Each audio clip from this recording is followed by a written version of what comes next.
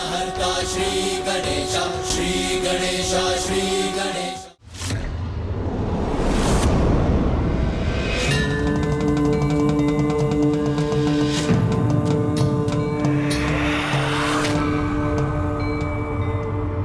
कहीं माता पार्वती को इस बढ़ते संकट के बारे में सूचित करने में विलंब न हो जाए।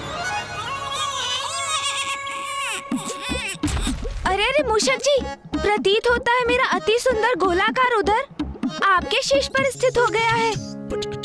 मैं थोड़ा उसका स्थान परिवर्तित कर देता हूँ।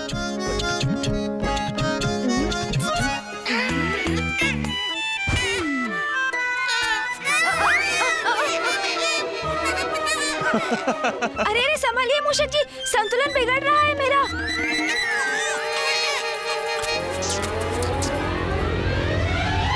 गणेश जी, आपका नहीं बल्कि आपके भारी उदर के बोझ के कारण मूषक जी का संतुलन बिगड़ रहा है। अच्छा अच्छा रुकिए मूषक जी, मैं अपने उदर को संतुलित करता हूँ। अब मेरी स्थिति पूर्व से कहीं उत्तम है प्रभु। ऐसे ही अरे संभालिए मूषक जी।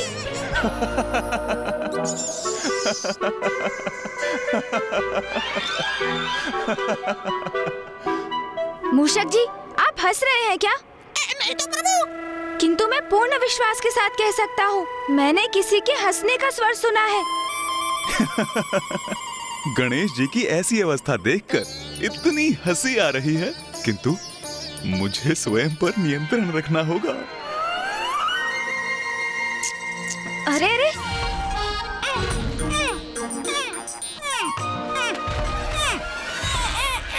ओहो मूषक जी, हमें इस दिशा में नहीं, सीधे जाना है। अपनी इस दिशा में दिशा के ऊपर मेरा कोई नियंत्रण शेष नहीं है प्रभु। अच्छा अच्छा, तो सीधी दिशा में जाने के लिए मुझे पुनः अपना उदर व्यवस्थित करना होगा। ये तो उत्तम युक्ति है मूषक जी। देखा मूषक जी, मेरा अति सुंदर गोलाकार उदर हमारा पथ प्रदर्शक भी बन रहा है।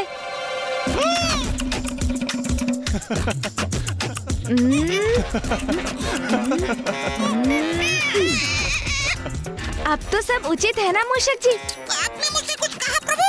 हाँ हाँ, मैंने पूछा अब तो सब उचित है ना? मैं आपका स्वर सुनने में असमर्थ हूँ प्रभु।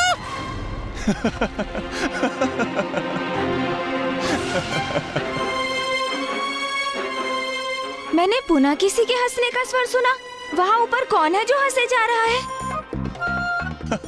अरे मूषक जी तो कुछ सुन ही नहीं पा रहे। आपके उदर ने उनके कान जो ढक दिए हैं। प्रभु, आप तनिक आगे तो देखिए। मूषक जी, धीरे धीरे चलिए तो हम इस पथ को सरलता से पार कर लेंगे।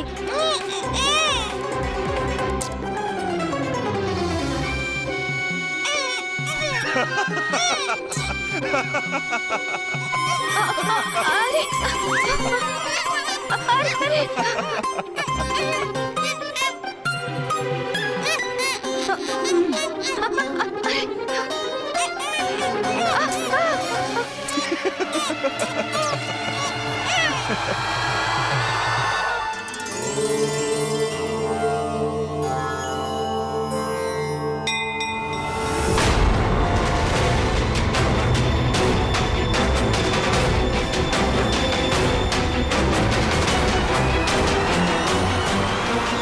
यमराज जी, आप यहाँ?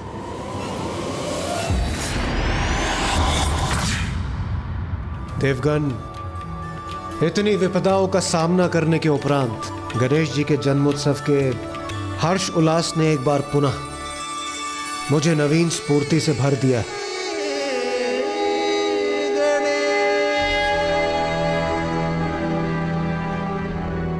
क्या हुआ अग्निदेव, आप इतने चिंतित क्यों प्रतीत हो रहे हैं? देवराज, मैं नकारात्मक विचार में डूबना नहीं चाहता, किंतु मुझे अचानक स्मरण हो आया कि कैलाश पर हम होली के पर्व के उस समय सभी कितने आनंदित थे, और फिर ऐसी परिस्थितियां उत्पन्न होती गईं कि हमारा आनंद ही अवसाद में परिवर्तित होने लगा। मुझे भय है कि कहीं पुनः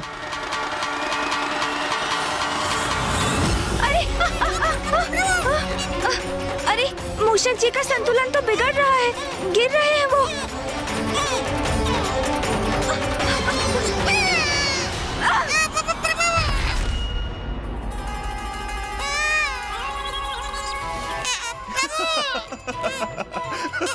उठिए प्रभु, उठिए।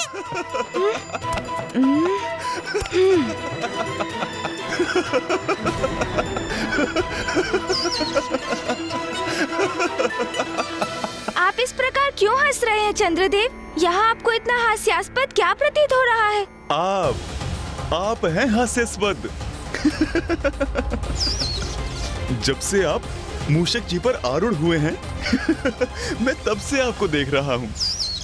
आप अति हास्यास्पद हैं। मैंने स्वयं को रोकने का बहुत प्रयास किया किंतु मेरी हंसी फूट पड़ी। चंद्रदेव का ऐसा व्यवहार! कितनी विचित्र आकृति है ना आपकी। खंभ जैसे हाथ पांव, विशाल काय गज का शीश और उधर मानो अन्न का भंडार हो। ये चंद्रदेव मेरे प्रभु का अपमान कर रहे हैं। और तो और, आपने कभी इस पर विचार किया है कि आपका आहार ग्रहण करने के उपरांत आपका उदर इतना हास्यास्पद हो जाता है, अब कोई आपको ऐसी अवस्था में देखेगा उससे तो हंसी आ ही जाएगी। इतना दुस्साहस!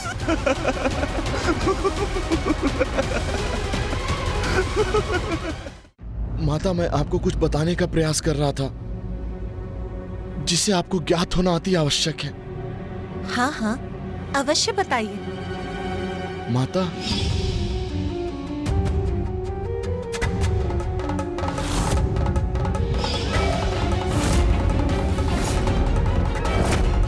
माता, आज फिर वही योग प्रकट होने जा रहा है जिसमें उनका शीश उनके धड़ से विलग हो गया था।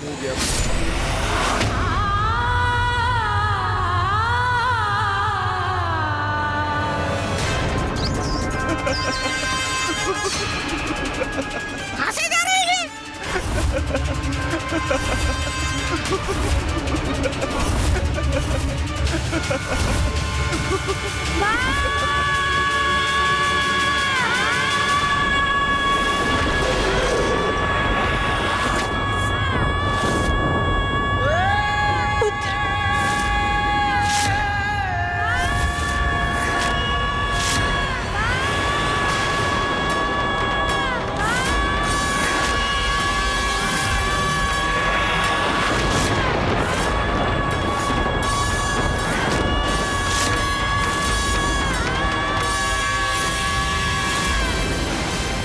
नाथ, ये तो गणेश की चित्कार थी।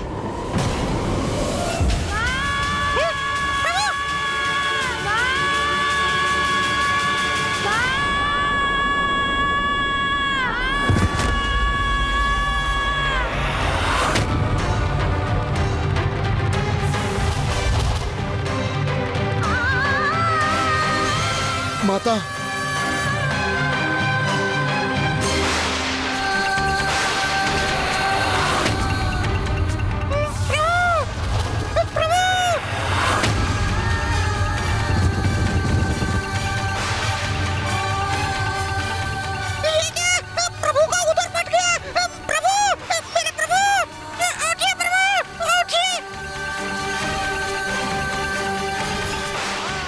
अनर्थ, घोर अनर्थ। ये क्या हो गया पार्वती नंदन गणेश जी को? उठिए प्रभु, उठिए। ये तो गणेश के क्रंदन का स्वर था। अब तक तो उसे टहलकर लौट आना चाहिए, किंतु बाहर से आने वाले उसके क्रंदन का स्वर कैसा? पुत्र कार्तिकेय, गणेश की चित्कार का अवश्य कोई बड़ा कारण है। अवश्य कुछ हुआ है उसे। मैं वहां जाकर देखता हूं और तुम मां को शांत रखने का प्रयास करो। जो आज्ञा पिताश्री।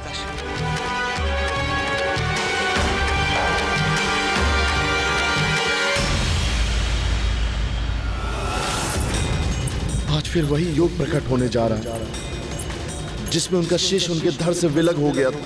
प्रभु उठिए, प्रभु मेरे प्रभु उठिए, उठिए प्रभु उठिए।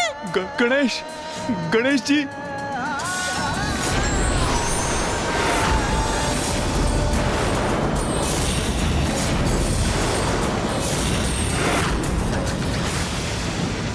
गणेश जी इस अवस्था में?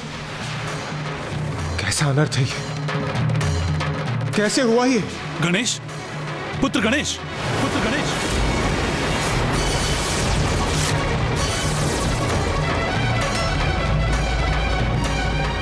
चंद्रदेव, कदाचित सर्वप्रथम आप ही यहां पहुंचे थे ना? तो क्या उस समय भी आप यहां उपस्थित थे जब ये अनर्थ घटित हुआ? बताइए चंद्रदेव, ये सब कैसे हुआ?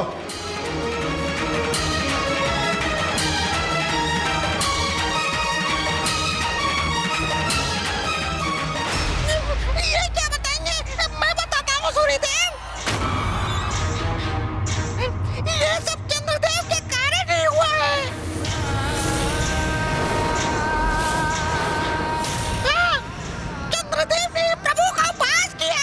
कितना खाते हैं वो, ऐसा कहा उन्होंने। और चंद्रदेव की इस कुदृष्टि के कारण मेरे प्रभु का उदर फट गया।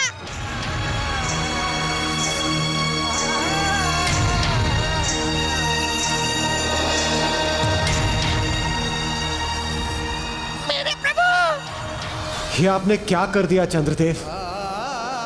यदि माता पार्वती को ज्ञात हुआ तो वो कुपित होकर हम सभी का विनाश कर देंगी।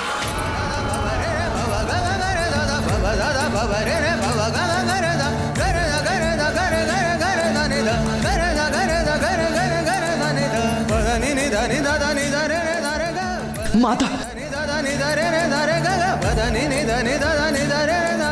माता, माता सुनिए तो। माता, मुझे ज्ञात है आप गणेश को लेकर ही व्याकुल। मैंने भी उसकी चित्कार सुनी है, किंतु मुझे विश्वास है वो पूर्ण रूप से कुशल ही होगा माता, क्योंकि भला उससे क्षति कोई कैसे पहुंचा सकता है। मेरी बात सुनिए माँ, मेरी बात मानिए माँ। माँ सुनिए तो, माँ।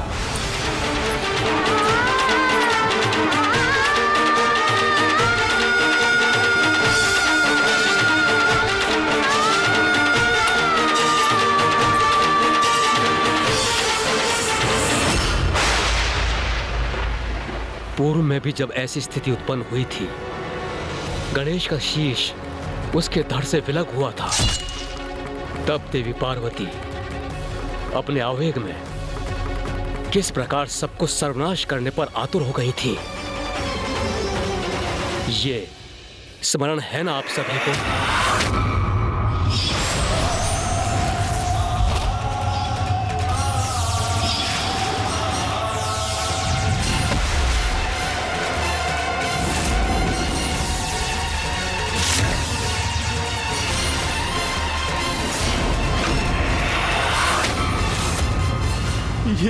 ये क्या अनर्थ हो गया मुझसे? क्या अनर्थ हो गया? गणेश, पुत्र गणेश।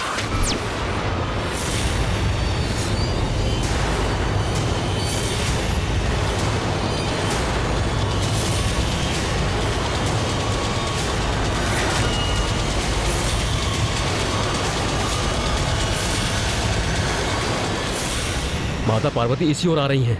हमें उनके समक्ष नहीं पड़ना चाहिए। हमारी सुरक्षा इसी में है कि हम यहां से कहीं दूर हट जाएं।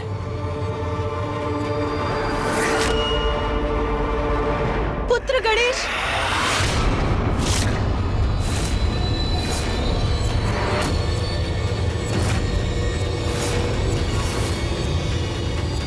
माँ सुनिए माँ, माँ रुक जाइए। माता तो यहाँ पहुंच गई।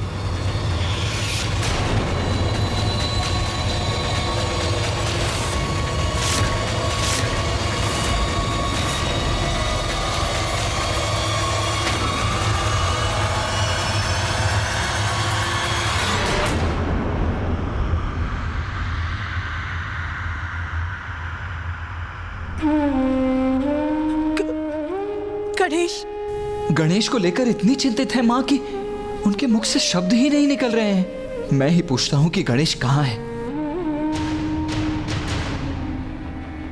देवगण, माँ ने और उनके साथ हम सभी ने गणेश की चित्कार सुनी थी। मुझे विश्वास है जिसे सुनकर ही आप सभी भी यहाँ एकत्रित हुए हैं। मैं तो गणेश को लेकर टहलने निकला था। मैं आगे बढ़ गया, किंतु उस समय वो यहीं कहीं था। तो क्या आप में से किसी ने उसे देखा है? क्या उसके चित्कार का कोई कारण आप सभी में से किसी को ज्ञात है?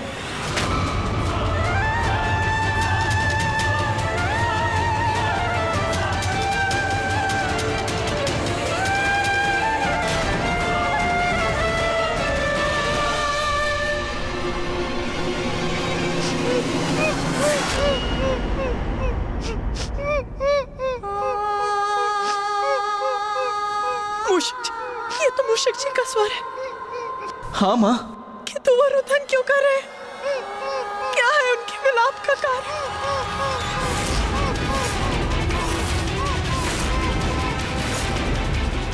अब तो मेरी कोई रक्षा नहीं कर सकता, क्योंकि माता को तो सब कुछ ज्ञात हो जाएगा।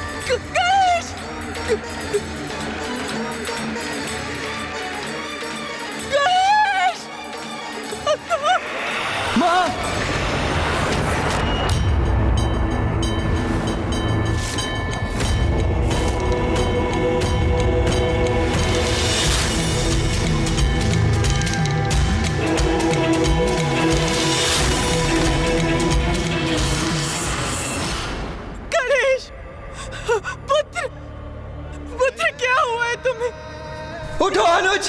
पुत्र। माँ ये अपने नेत्र खोलो पुत्र।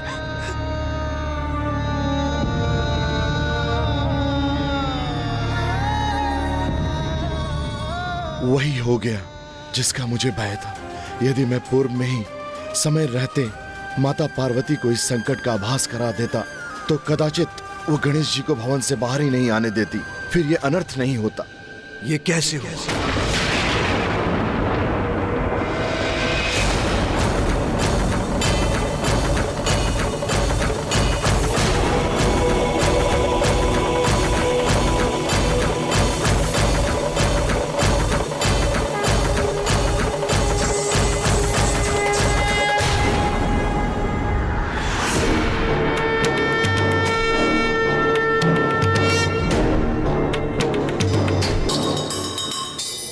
हम सभी तो देवी पार्वती के क्रोध को लेकर ही आशंकित थे। महादेव के क्रोध की तो कल्पना भी नहीं की हमने। अब यदि वो अपने पूर्व आवेश में आ गए तो और भी घोर अनिष्ट होगा। आप सभी ने क्या मेरा प्रश्न नहीं सुना?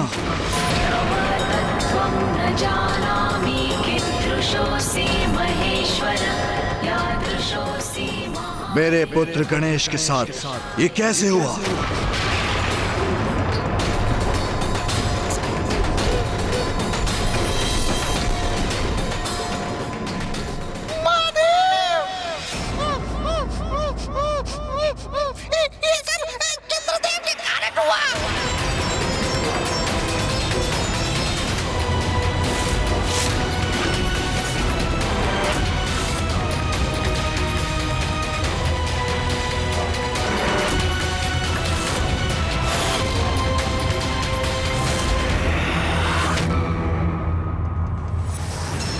कितना भोजन करते हैं उसका उपवास किया उन्होंने।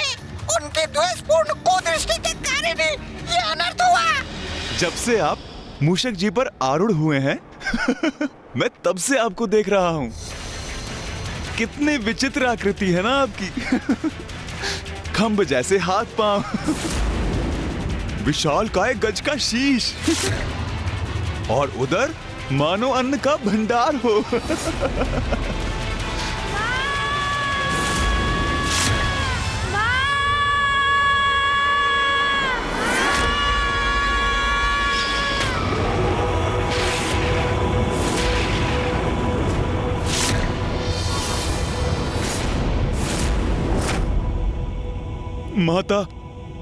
माता मुझसे बहुत बड़ी भूल हो गई। क्षमा कर दीजिए माता, क्षमा कर दीजिए।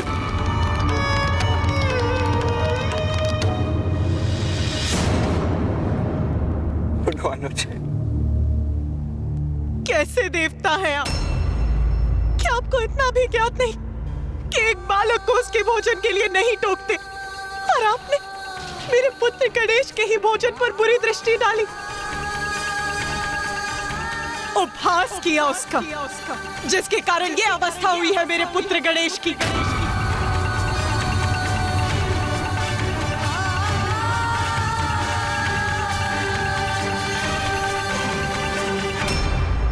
माता, महादेव, मुझसे बहुत बड़ी भूल हो गई। मेरी इस भूल के लिए मुझे क्षमा कर दीजिए। चंद्रदेव, आपने जो किया वो सर्वथा अनुचित था। प्रभु, मैं क्षमा की भिक्षा मांगता हूँ, मुझे क्षमा कर दीजिए। क्षमा कर दूंगा आपको।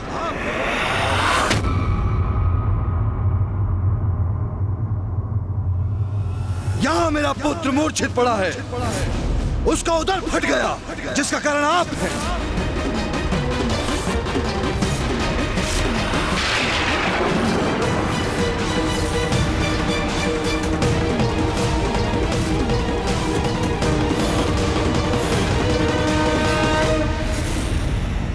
प्रभु, मैं मात्र अपने बचाव हेतु क्षमा याचना नहीं कर रहा हूं। मेरा विश्वास कीजिए, यह तो एक सरल परिहास था। मैं गणेश जी का अनिष्ट नहीं चाहता था। वे मेरे शब्दों और मेरे कारण से मूर्छित नहीं हुए। चंद्रदेव, अपनी भूल को छुपाने का प्रयास मत कीजिए। गणेश मूषक के ऊपर से अवश्य नीचे गिरा, किंतु क्या यह सत्य नहीं कि उसका उदर आपकी कुदृष्टि के कारण ही फटा है?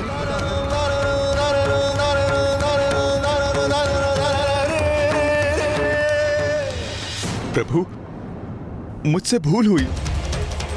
मेरा व्यवहार अनुचित था। मैं अपने इस व्यवहार के लिए लज्जित हूं।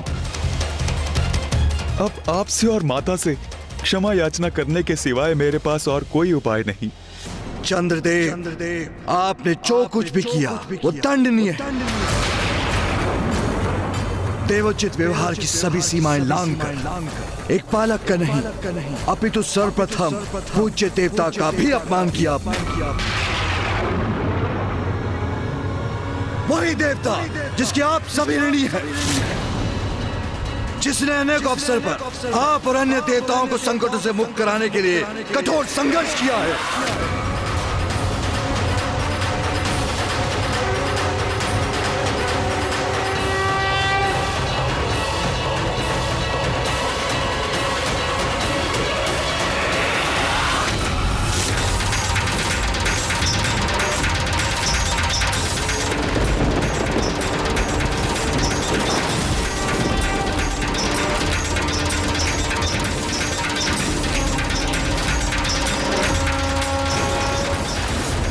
कृपया शांत हो जाइए महादेव, अन्यथा आपके क्रोध से सृष्टि में विनाश आरंभ हो जाएगा। हम आपसे निवेदन करते हैं महादेव, चंद्रदेव से ये भूल अकारण ही हुई, कृपया शांत हो जाइए। गणेश के साथ जो हुआ उसमें आपकी बहुत बड़ी भूल है।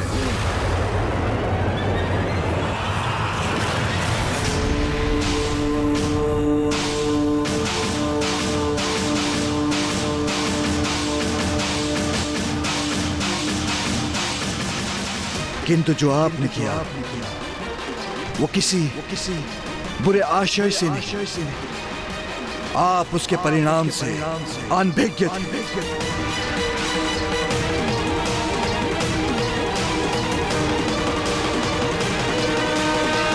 इसलिए हम आपको क्षमा करते हैं।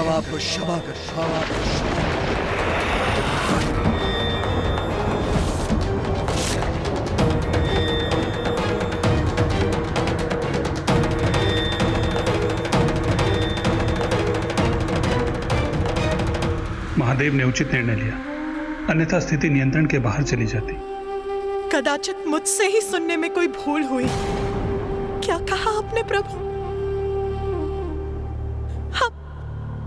हम इन्हें क्षमा करते हैं। उमा, शांत हो जाओ प्रिय।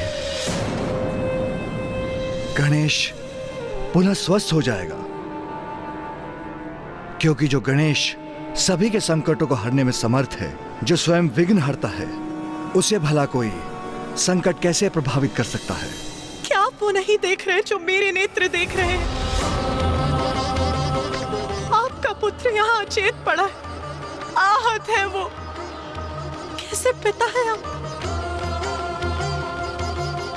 आपके पुत्र पर निरंतर संकट पर संकट आते रहते हैं। कभी देवताओं के कारण उसका शीश उसकी धड़ से विलग हो जाता है, तो कभी आपके परम भक्त परशुराम के कारण उसका दंत खंडित हो जाता है।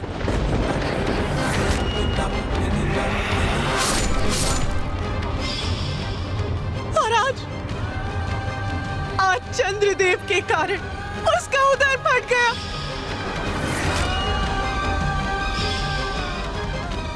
और वो यहाँ अचेत पड़ा है।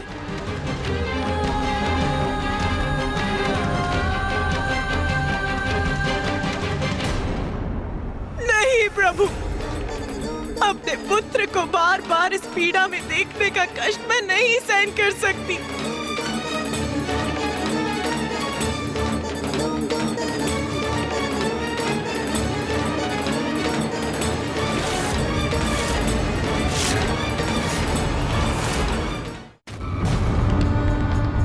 मैं आपकी पीड़ा समझता हूं। मैं भी उसका पिता हूं। अपनी संतान को पीड़ा में देखकर माता पिता को कैसा कष्ट होता है, उस बात से भली भांति परिचित हूं मैं। किंतु मैंने चंद्रदेव को उल्हाना दी है, वो अपनी भूल स्वीकार कर चुके हैं। अब हमें भी शांत हो जाना चाहिए प्रिय, क्योंकि क्रोध में लिया हुआ निर्णय सभी के लिए अनिष्टकारी होता है प्रिय। आप मेरी पीड़ा समझते हैं, ये कहकर एक माँ की ममता का अपमान मत कीजिए नाथ। यदि आप एक माँ की पीड़ा समझते तो आप चंद्रदेव को उनके दंड के लिए इतनी सरलता से क्षमादान नहीं देते प्रभु। जिन्होंने मेरे पुत्र का उपहास किया, जिसके कारण मेरा पुत्र यहाँ इस अवस्था में पड़ा है, आपको चंद्रदेव की पीड़ा दिखती है स्वामी, किंतु आपको अपने पुत्र की पीड़ा नहीं दिखती। उमा, मैं कोई पक्षपात नहीं कर रहा। यदि गणेश को क्षति पहुंचाना चंद्रदेव का प्रयोजन होता तो आपसे पूर्व उन्हें मैं दंडित कर चुका होता, किंतु उनके शब्दों का ऐसा प्रभाव पड़ेगा, इस बात का भान नहीं था उन्हें। उनसे अज्ञानता में यह भूल हुई है, इसलिए मैं आपसे भी आग्रह करता हूं, शांत हो जाओ उमा। अब इस बात को इतना बड़ा मूल्य मत दो, क्योंकि यदि हमने चंद्रदेव को दंडित किया तो उससे संपूर्ण जीवों का नाश हो जाएगा, संपूर्ण सृष्टि को कष्ट होगा। और ये मत भूलिए, जगत पिता और जगत जननी होने के नाते हमारे बहुत बड़े उत्तरदायित्व हैं। मैं आपको आदेश देता हूं देवी पार्वती, शांत हो जाइए।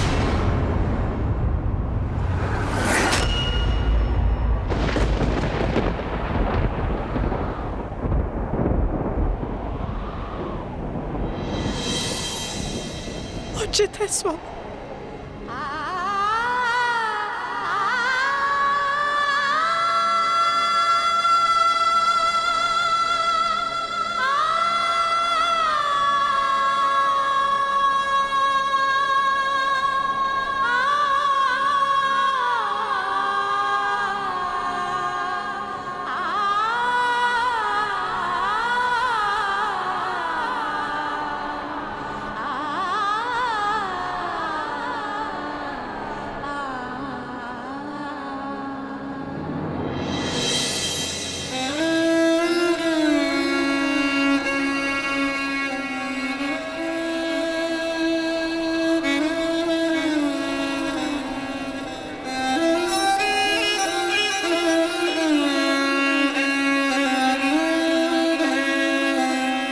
उचित कहते हैं नाथ। बार बार कष्ट प्राप्त करना, आहत होना तो हमारे पुत्र की ही नियति है। जगत जननी हूं मैं, इसलिए एक साधारण माँ की ममता का अनुभव करने की स्वतंत्रता नहीं है मुझे। और जगत पिता है आप, इसलिए अपने परिवार के लिए शस्त्र उठाने की अनुमति नहीं है आपको। इस संपूर्ण सृष्टि में हम दोनों से अधिक लाचार माता पिता कोई और नहीं। सब कुछ होने के बाद भी हम दोनों अपने पुत्र के लिए कुछ भी करने के लिए असमर्थ है महादेव।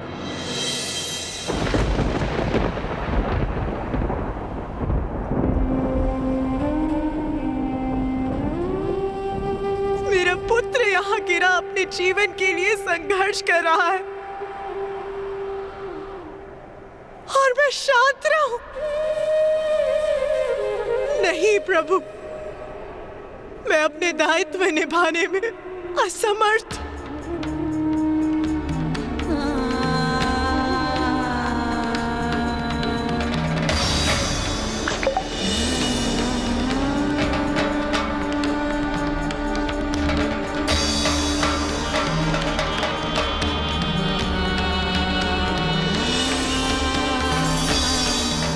माता, उमा, माते, वहाँ क्या हो गया? आगे खोल।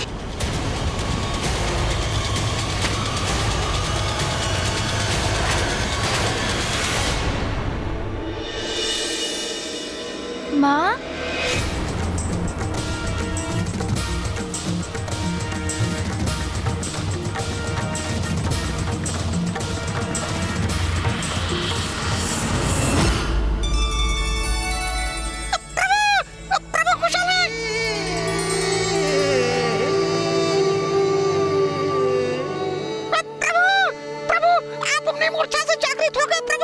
मूषक जी, मैं जागृत नहीं होऊंगा तो और क्या करूंगा?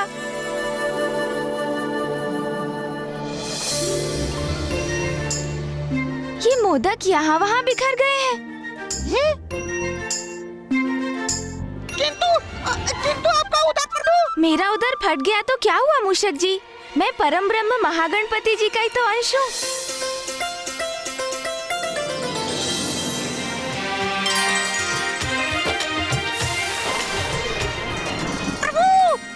मूषक जी, मुझे कोई क्षति नहीं पहुंच सकती। और अब आप अपने प्रश्न पूछना बंद कीजिए।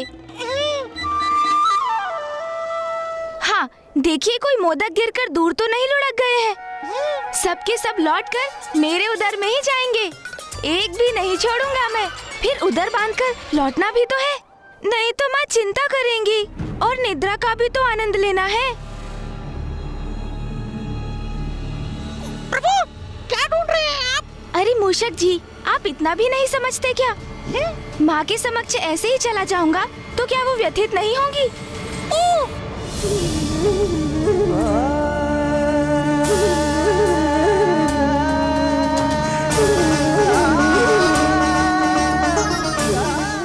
देवता हो या मानव, नियति सभी को विवश कर देती है, परंतु बुद्धिजीवी वही हैं जो हर परिस्थिति का सामना करने के लिए सदैव तैयार रहते हैं।